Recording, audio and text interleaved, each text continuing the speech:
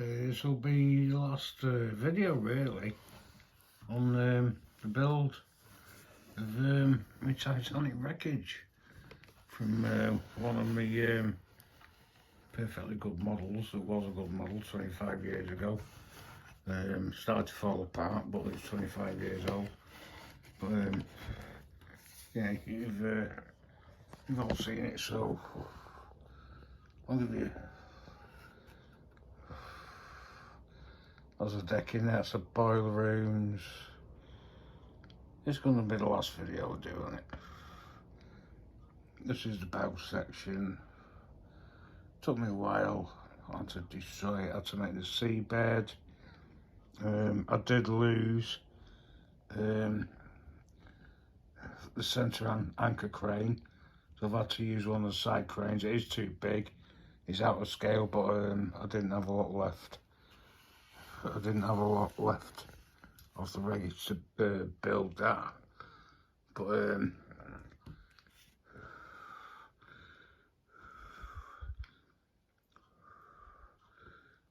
there has been a lot of work gone into that, a hell of a lot of work, including the colouring, building the seabed, doing every bit of it really. It took me longer to build that and put the detail on it, even down to the expansion joint, which they should never split. They're just to make them flex when they're in the ocean, but obviously this flexed a little bit more than it was supposed to, so that's that is the bow section. I did finish the stern section, I'm going to show you that now. Same again, did the ocean bed. Most of this was scratch built. I did cut a hell of a lot off it, but as you can see, because that went down last, the bow section was pretty much underwater when it broke away from the stern. The stern was still above the water.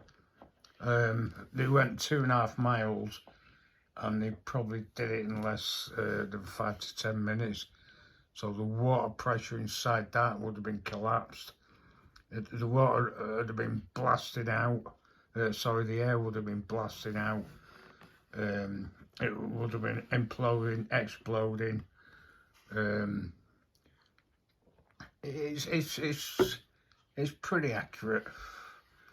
It's not 100% accurate, but it's still got the engines in it, the wreckage. And this is probably how it was in about 1985 when it was discovered. There's a hell of a lot more wreck now. So I built the engines, the reciprocating engines, which are still in there. It had two three-cylinder reciprocating engines, which drove the external propellers, and it had one bypass turbine, which it took the excess steam off the reciprocating engines and went through a secondary turbine to propel the centre prop. Instead of wasting the steam pressure, they sent it through a turbine. It was only a one-way prop, so if they put it into reverse, that would stop, and only the two outer engines would drive into stern. But yeah, I've done a lot of work on that. There is a hell of a lot of artistic license gone into it, but I'm going to bottom up now. I'm going to try and bottom up, as long as you don't fall off the table. And hopefully I'm going to bring into shot. It's not quite the same scale, but I'm going to bring it into shot anyway. So hopefully you'll get I'll try and get it into shot so it's kind of in scale. So that's how she would have looked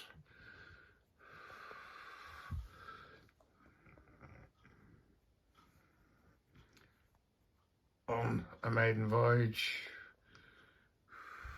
Beautiful ship, and everything is in proportion. It's just a slightly bit different scale, because this ship's not quite the same scale. So when I scale around, it'll look a bit shorter. It will look a bit shorter, but the actual from that perspective, that's what you're looking at.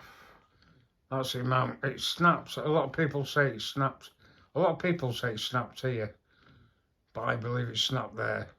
But it doesn't make any difference. I did my cut line just after the third funnel, but a lot of research said it broke there. But to be honest with you, all that middle section just absolutely disintegrated anyway.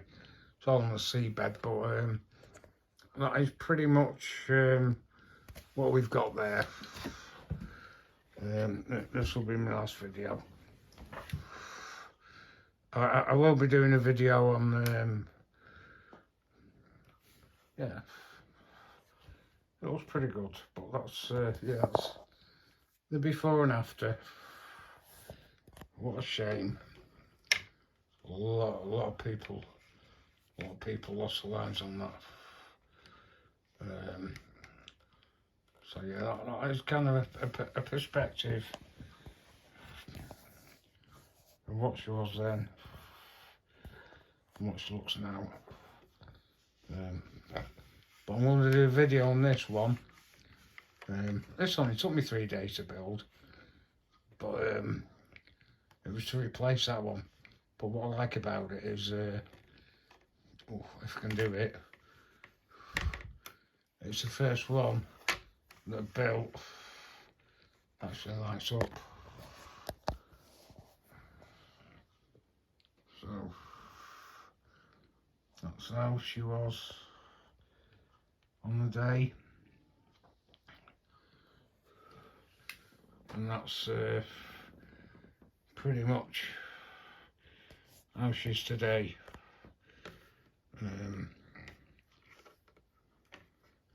Yeah. So that's a before and after. Pretty macabre, a lot of people would say. But I like building models, and I am interested in the Titanic wreckage. But yeah. So that'll be the end of this series. My next series will be, I started building that. I started using LEDs. It does look a bit shit, but it won't look that bad. So that's going to be the next series. Thank you very much for watching, and I hope you enjoyed this series of the Titanic before and after. Thank you, bye.